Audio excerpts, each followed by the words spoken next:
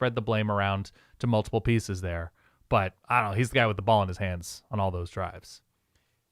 Georgia Tech might be one of these teams that knocks some contenders off. I'm in on Tech. The over-under for Tech is currently 7.5. Mm-hmm. This was a 7-win team last season. They went 7-6. Beat Florida State in Ireland. That was a very big deal at the time. We didn't know what we were in for with Florida State, but it was a huge win for... Thank you, James. Of course. Had to get him in there. Lost at Syracuse. Lost at Louisville. Lost versus Notre Dame. Lost at Virginia Tech. Lost at Georgia. That crazy game to close out. And that's also dealing second half of the season, Haynes King with a bump shoulder, missing time, and like playing, but you knew he kind of wasn't throwing more than 8.5 yards. Yeah. I will let you vamp about Georgia Tech. All I will say is this as a means of introduction. Sure. If you are out there and don't care anything about ACC football, maybe you do. If you're just a fan of college football. Yeah. If you can't find it within yourself to be marginally fascinated with Georgia Tech this year, you are doing it wrong, my friend. Sure. You are doing it wrong. Maybe you're a Georgia fan. If you're a Georgia fan, I guess this goes out the window. For me personally, Tech has all the makings of a sleeper team. And the kind of team that I tend to get a little too excited. I don't even know if people are sleeping on them after taking Georgia to 14 overtimes. Everybody was watching. That's true, too. Yeah. All the ingredients, I think, are in place for this team to make a really nice run this season. Except for the Tooch. Well, Except for Tyler Santucci has moved on to the Baltimore Ravens. The defensive coordinator from last year, who did a very good job pulling this defense from catastrophically bad to frisky. Does it bother you that his replacement, Blake Gideon, who comes over from Texas, allowed the Michael Crabtree catch? Did allow the Michael Crabtree catch, but if there's a wet blanket here, it's the fact that he's never actually called a defense before. No, I think his reputation is good. You don't do something until you do it. I don't know. So, yes, in an ideal world, he's called a defense somewhere smaller and is hired to Georgia Tech. Sure. But, like, Buster Faulkner was he an offensive coordinator? I know he was an analyst at Georgia. He was another up-and-comer. I mean, I remember when they hired him, we liked that, too. We liked the potential of that. The reason I think I like this hire, you're right. He had been an OC, to be clear, Buster Faulkner. So I misspoke. But, yes, at smaller schools. His reputation, Blake Gideon's, does precede him. Coached in the secondary. Yeah. Outside of the pass rush, which stunk last year for Georgia Tech, the big issue was pass defense.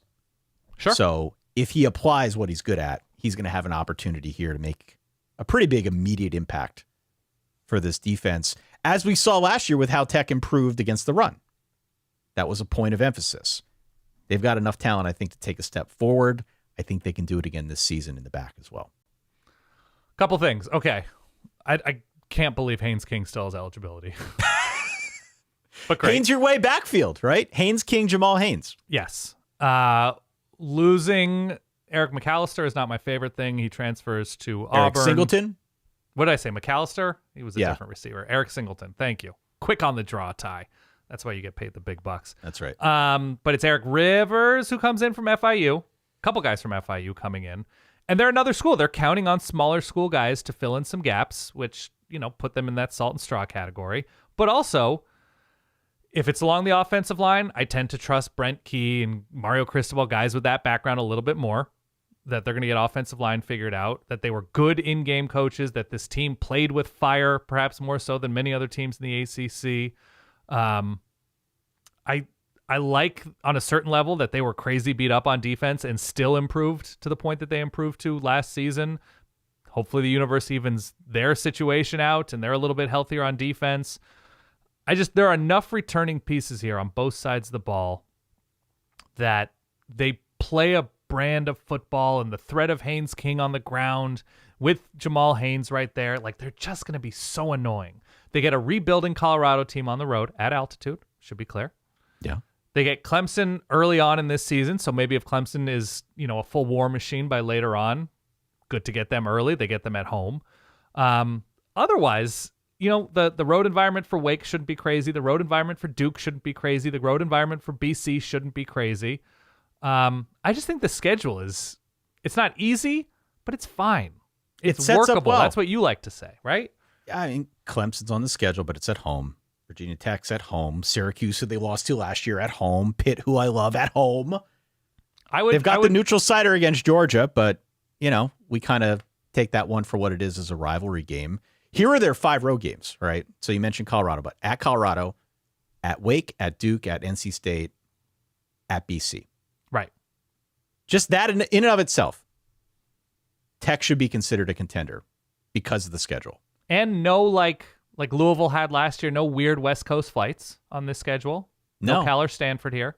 I think they might be better than 10 of the 12 teams in this schedule as it stands. Now, they got to stay healthy.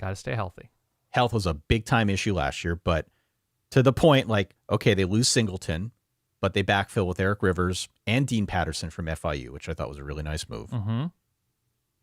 Provided there is good enough health on this team, this is a physical team that has very much embraced the mentality of the coach, Brent Key, who used to be an offensive line coach.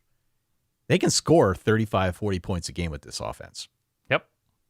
If there is an issue, it's probably the offensive line, which is down a couple guys from last year. But again, head coach, former offensive lineman, I tend to think that he can field the line out there. I still think they'll be okay up front. So I'm very, very optimistic. You factor in what they've got coming back in the backfield, the Haynes Your Way backfield. You factor in, I think, a defense that should be okay. Look. And a schedule that sets up pretty well. They went from embarrassing and catastrophically bad on defense to merely below average, and did so with basically no pass rush. That's right. Only room for improvement.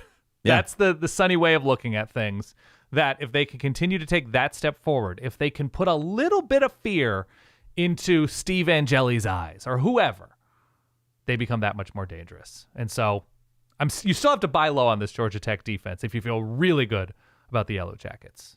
But otherwise, I don't know. I just see a lot of ways for them to win. And the fire with which they play, I'm in on.